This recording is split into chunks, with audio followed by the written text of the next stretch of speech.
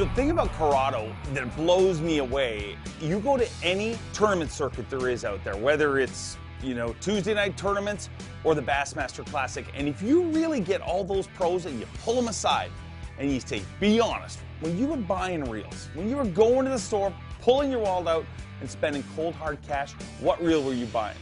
It's Curado. Fish. Every single tournament pro, before they ever got into any sponsorship deal with whatever company they did, they were throwing Curados. That dude right there annihilated this bait. Cool thing with Curado this year, 3 different gear ratios. You got your 7 gear, your 6 gear, and your 5 gear. So you've got your 5.5 gear with 23 inches per crank for all your crankbait fishing, slow rolling spinnerbaits. You have your 6.5 or 27 inches per crank. That's going to be your worms, jigs, spinnerbaits, chatterbaits, etc. And then you have your 7 gear, which is going to get you up to 30 inches per crank. So chasing, busting fish, you need to make a lot of casts really fast. The 7-to-1, flip, pitch, punch, covering water. The 7 gear is where you need to be. Also within the Curado families, you have the aluminum frame, graphite side plates. So your aluminum frame is going to hold those gears in there nice and tight. Everything's going to perform flawlessly, as you know Curado always has. Also with Curado is the disengaging pinion gear.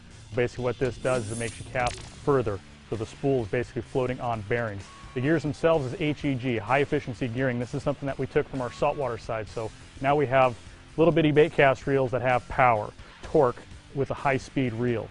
Also with all these reels is our VBS, our variable brake system. So you have your hatch here.